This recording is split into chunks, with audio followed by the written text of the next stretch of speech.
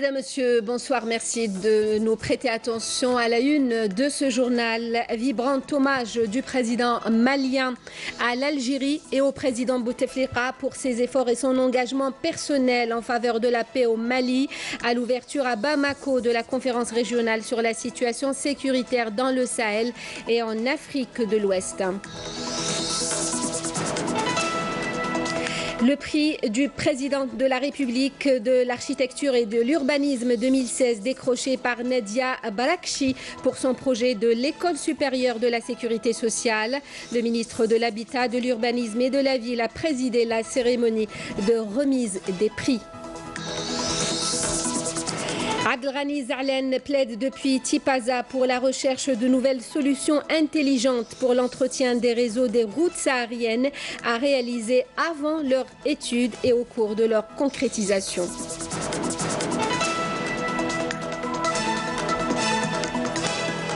Agriculture Alouette, premier producteur d'arachide au niveau national. Illustration dans une ferme à Hassi Khalifa où le rendement dépasse les 60 quintaux par hectare. Le président malien Ibrahim Boubacar Keïta a rendu ce samedi à Bamako à l'ouverture des travaux de la conférence régionale sur la situation sécuritaire dans le Sahel et en Afrique de l'Ouest un vibrant hommage à l'Algérie et au président de la République Abdelaziz Bouteflika pour ses efforts et son engagement personnel en vue d'accompagner les Maliens pour sortir de la crise et retrouver la sécurité et la stabilité du pays. La conférence régionale est organisée par la CEDEAO en étroite collaboration avec l'Union africaine et les Nations unies.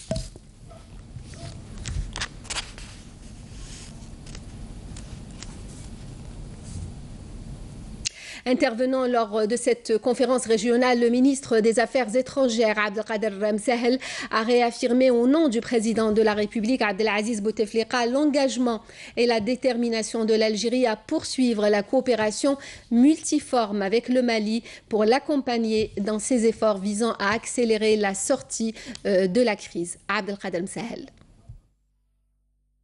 Il s'agit, premièrement, le développement de l'architecture africaine de lutte contre le terrorisme.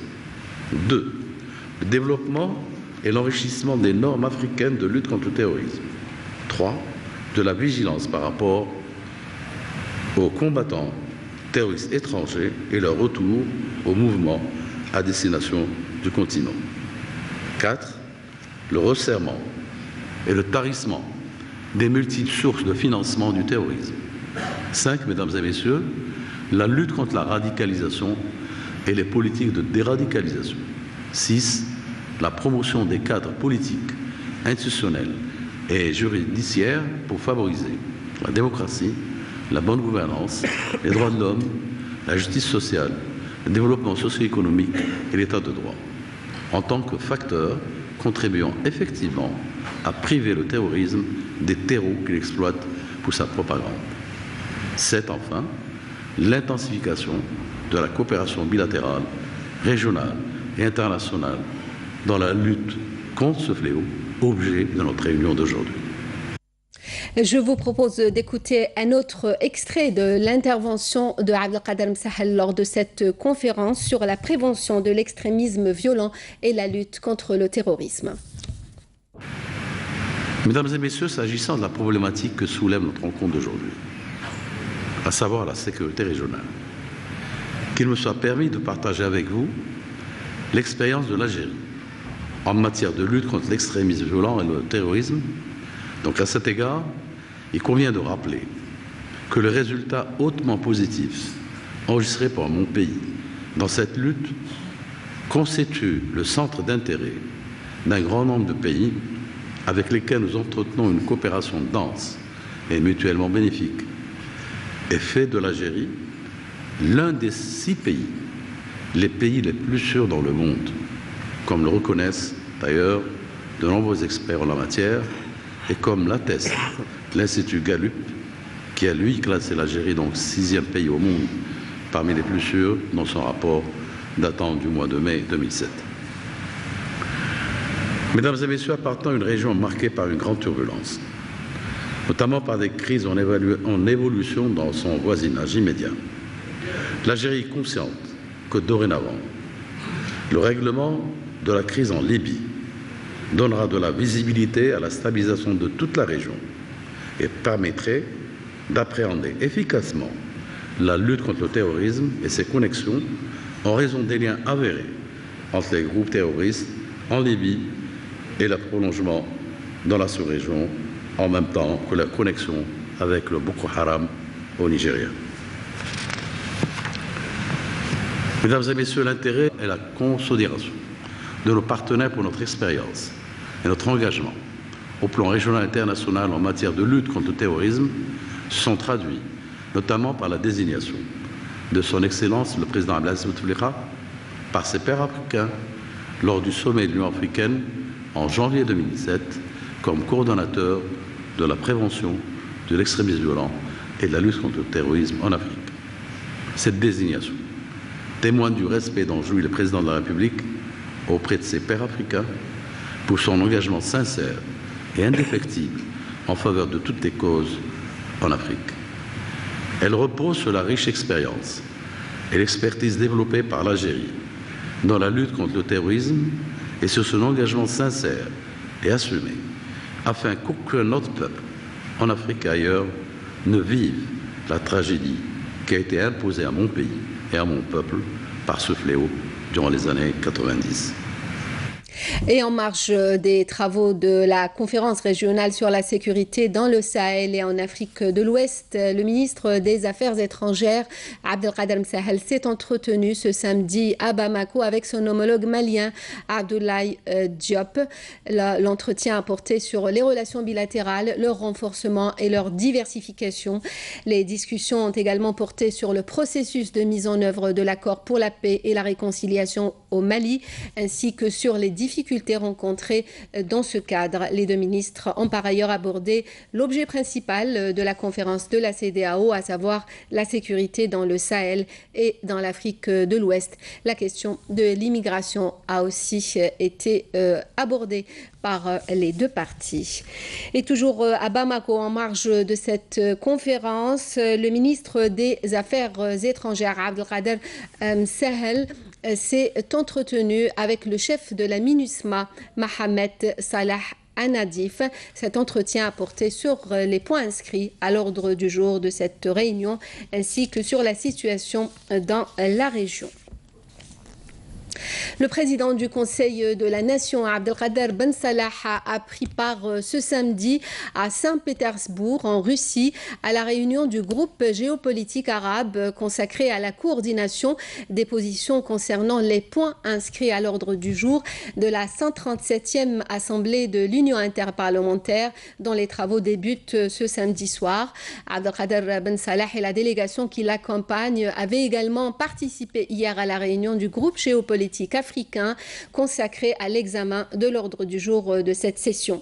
Sadiq Chihab, député au Parlement et membre de la Commission des Nations Unies à l'Union parlementaire internationale, a été présenté comme candidat de l'Algérie au poste de président du groupe géopolitique africain. Le ministre des Finances, Abdelrahman Raouia, s'est entretenu à Washington avec le vice-président de la Banque mondiale pour la région MENA. Un entretien qui a porté sur les perspectives de coopération entre l'Algérie et cette institution financière internationale. Abdelrahman Raouia est revenu notamment sur les nouvelles mesures prises par le gouvernement pour parer au déficit du trésor public. Je vous l'annonçais donc en titre, le prix du président de la République de l'architecture et de l'urbanisme pour 2016 est revenu à Nadia Brakchi pour son projet de l'école supérieure de la sécurité sociale. C'est le ministre de l'Habitat, de l'Urbanisme et de la Ville qui a présidé aujourd'hui la cérémonie de remise des prix. Camélia Mellel. L'architecture, c'est plus que de l'art, c'est de la science, de la culture et du savoir. Elle est également un facteur incontournable de prospérité et de bien-être qui contribue grandement à la consécration du développement durable. L'habitat étant une des priorités du gouvernement, les objectifs nationaux dans ce domaine, quel qu'en soit le volume, ne sauraient être atteints sans le concours des architectes, principaux acteurs de l'aménagement du pays. Le président de la République porte une très grande attention à la préservation de notre patrimoine et ce prix national d'architecture et d'urbanisme vise à récompenser les meilleures œuvres architecturales modernes qui se distinguent par une touche artistique marquant les manifestations créatives de jeunes compétences algériennes et qui témoignent des grandes évolutions de notre société.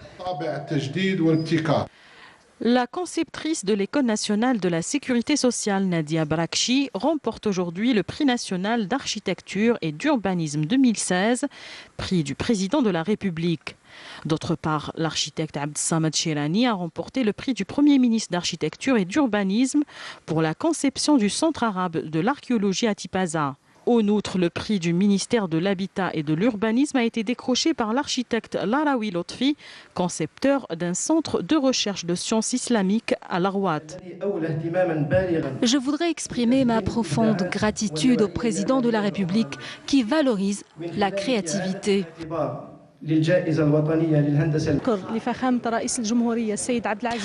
remercie le président de la République, Abdelaziz Bouteflika, qui a initié ce prix national de l'architecture et de l'urbanisme, un prix qui encourage à aller de l'avant dans ce domaine. Je suis très ému, très satisfait pour le prix. C'est un prix d'encouragement. Il faut dire ce qu'il en est, c'est un travail de recherche qui m'a été décerné.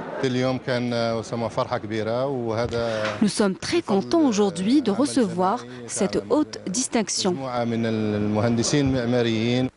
Une rencontre qui se veut une reconnaissance aux compétences algériennes dans le domaine de l'architecture.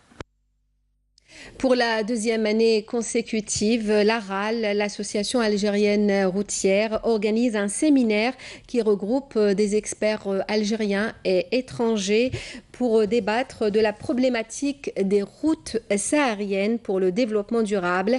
Le séminaire a été présidé par le ministre des Travaux publics et des Transports, Nejma Harj.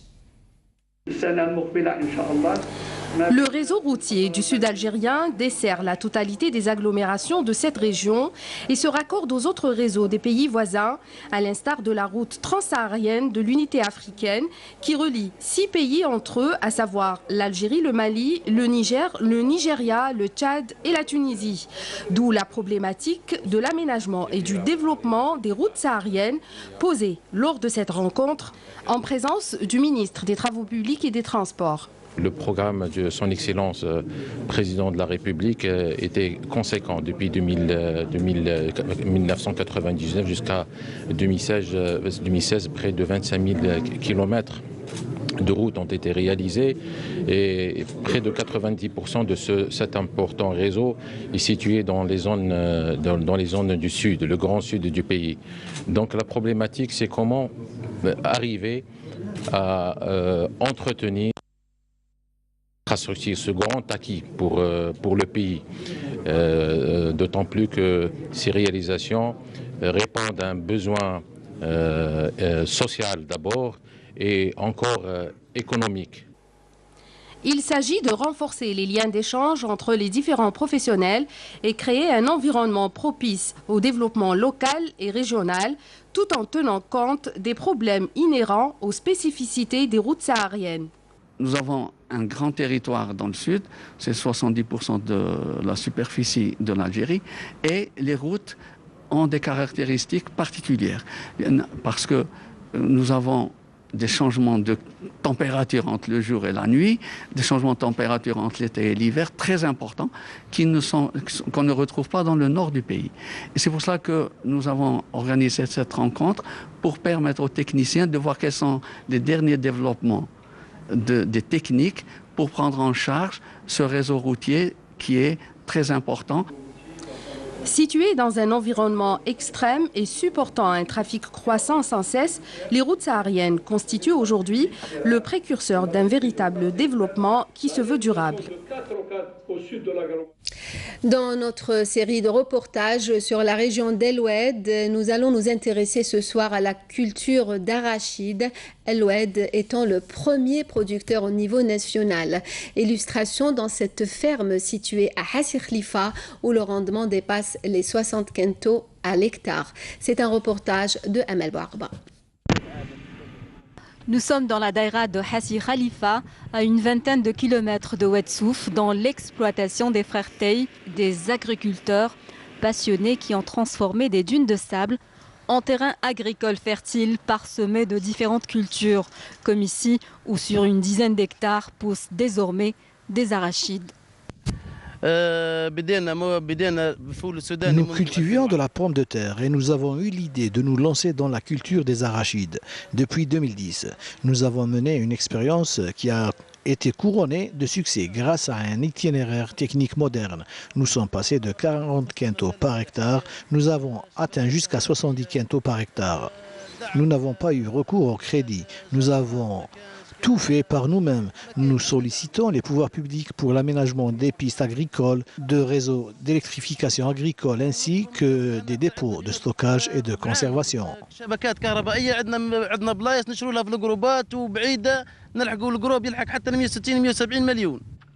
À El Oued, les agriculteurs ont réussi à relever le défi de l'autosuffisance en arachides. Ils appellent à suspendre l'importation de ce produit pour encourager la production locale. Comme vous le voyez, la production des arachides est abondante grâce à notre savoir-faire. Nous avons développé une variété chinoise d'arachides et le résultat est exceptionnel. Nous sommes capables de couvrir les besoins nationaux et même d'exporter le produit. Toutefois, nous avons besoin de soutien de la part des pouvoirs publics. Il faut encourager les producteurs nationaux en suspendant les importations, car cela nous porte préjudice. La daïra de Hassi Khalifa compte la plus grande exploitation agricole d'El Oued avec une superficie de 2000 hectares consacrée à la culture d'arachide et un rendement moyen de 40 quintaux par hectare. La wilaya d'El Oued compte une superficie de 3000 hectares réservée aux arachides. Les agriculteurs ont prouvé qu'ils sont capables de tirer le meilleur rendement de cette culture. Toutefois, ils ont besoin de soutien. La mise en place d'un circuit de commercialisation est nécessaire. La protection de la production nationale doit être prioritaire quand il y a une production locale d'arachides. Pourquoi aller importer au prix fort? L'objectif n'est-il pas de réduire la facture des importations et à plus forte raison lorsque le même produit est cultivé chez nous? La wilaya d'El Oued est le premier producteur d'arachides au niveau national. À elle seule, elle produit plus de 83 000 quintaux par an. Le nouvel aéroport d'Oran, Ahmed Ben Bella, sera équipé d'une centrale photovoltaïque de dernière génération. Des panneaux solaires seront installés sur toute la toiture et assureront entre 20 et 25% des besoins de l'aérogare en électricité. Imen Mahrougarras. Doté de plusieurs équipements de haute technologie, l'aéroport international d'Oran Ahmed Ben Bella promet de révolutionner le paysage urbain et sera une infrastructure propre qui fonctionne en énergie renouvelable. L'aéroport de la deuxième ville d'Algérie constitue l'un des projets le plus futuristes du pays. C'est l'aérogare en cours de réalisation que vous avez là et pratiquement réalisé en gros œuvre à 100%. Pour les corps d'État secondaires, nous sommes à peine à 40-45% de nos objectifs. Les délais restent figés à pratiquement, nous ferons tout ce qui est dans notre pouvoir pour être au rendez-vous et pour pouvoir offrir au plus tard, à fin d'année 2018, à la ville d'Oran, l'un des meilleurs aérogares qui soit réalisé à 100% par des jeunes Algériens. Il s'agit exclusivement d'ingénieurs et architectes algériens formés en Algérie. Notre tâche est de faire le suivi sur chantier et de faire la collaboration entre les différents intervenants tels que le bureau d'études et la tâche avec le client. Nous sommes une équipe très jeune, une équipe jeune. L'aéroport international Ahmed Ben Bella sera en vérité un bâtiment intelligent avec une haute performance énergétique, sera doté de panneaux solaires tout en préservant une certaine harmonie avec le futur édifice sur le plan architectural. L'aéroport d'Oran s'étale sur à peu près un peu plus de 15 600 m² aux surfaces au sol, avec une surface développée d'un peu plus de 43 000 m². La particularité de ce projet, on a conçu une toiture en photovoltaïque, panneaux photovoltaïques qui s'étalent sur à peu près un peu plus de 13 000 m². Ces panneaux photovoltaïques prennent en charge pratiquement entre 20 à 25% de la consommation électrique du projet, ce qui n'est pas négligeable. En plus de ça, la récupération des eaux pluviales et la gestion intelligente de tout ce qui est consommation énergétique. Donc apparemment c'est une première. Et ce sont les particularités principales du projet de l'aéroport d'Oran. Les panneaux solaires placés sont de haute technologie en matière de production de l'énergie sur une surface plafond de 13 600 m² sur un total de 43 000 m² de superficie bâtie. Ces panneaux assureront les 25% des besoins de cette aérogare en électricité. Le reste de la surface bâtie sera doté d'un parking de voitures et d'espaces verts. La mémoire des films, le thème d'un colloque international qui s'est ouvert aujourd'hui au niveau de la Bibliothèque nationale en présence du ministre de la Culture et d'experts algériens et étrangers. Un appel pour fédérer les efforts des institutions algériennes et internationales dans la préservation et la restauration du patrimoine cinématographique a été lancé dès l'ouverture des travaux. Jazia Bayou. Préserver le patrimoine cinématographique algérien. Tel est le thème de ce colloque international en appui au programme lancé par l'Union européenne pour la protection et la valorisation du patrimoine culturel en Algérie.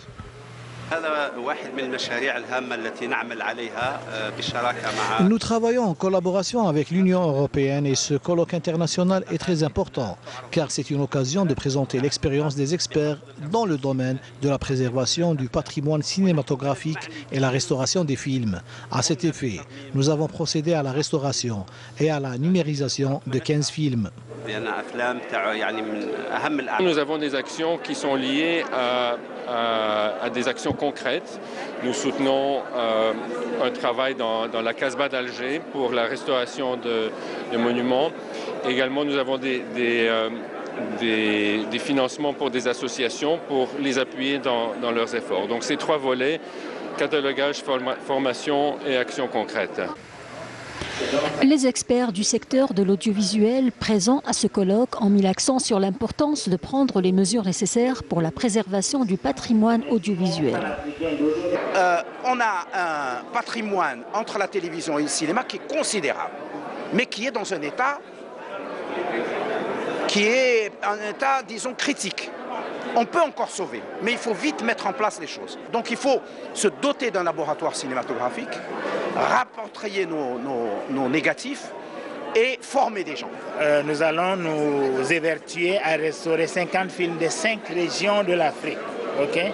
Il y aura évidemment des films algériens à l'intérieur, parce que l'Algérie est un pays pionnier du cinéma africain et a vraiment contribué grandement à l'essor de ce cinéma. La formation du personnel algérien concerné par la préservation du patrimoine audiovisuel est l'un des objectifs tracés par le programme d'appui à la protection du patrimoine audiovisuel en Algérie. Nous avons réuni à cette occasion à peu près 15 stagiaires par session. Et nous avons balayé l'ensemble de la chaîne de conservation des archives audiovisuelles. Il est important non pas seulement d'aller faire restaurer des films à l'étranger, et ce qu'il faut c'est faire restaurer les films ici en Algérie, c'est conserver les films ici, c'est d'avoir des compétences ici. Et donc un programme d'appui qui travaille beaucoup sur la formation des techniciens ici en Algérie, je pense que c'est quelque chose de fondamental et je crois que ce programme le permet. En marge du colloque international et jusqu'à la fin du mois de décembre, le public est convié à assister à un cycle de projection de 10 films algériens restaurés à travers 7 villes du pays. Fin de ce journal, le rappel des principaux titres.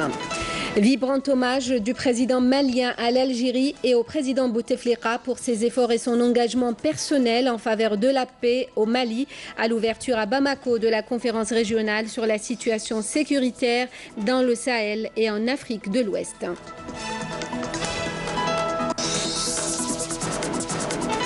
Le prix du président de la République de l'architecture et de l'urbanisme 2016 décroché par Nadia Brakchi pour son projet de l'école supérieure de la sécurité sociale. Le ministre de l'Habitat, de l'Urbanisme et de la Ville a présidé la cérémonie de remise des prix.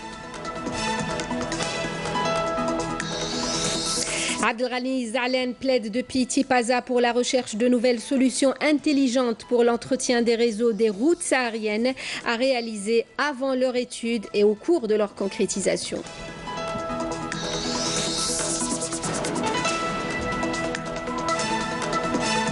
L'agriculture, Alouette, premier producteur d'arachide au niveau national. Nous étions dans une ferme à Hassi Khalifa où le rendement dépasse les 60 quintaux par hectare. Merci de nous avoir suivis. Le prochain rendez-vous avec l'information sur Canal Algérie à 20h, le journal en arabe. Demain midi, Amina Zahouf à 19h. Vous avez rendez-vous avec Zohir Bendimred. Passez une très bonne soirée.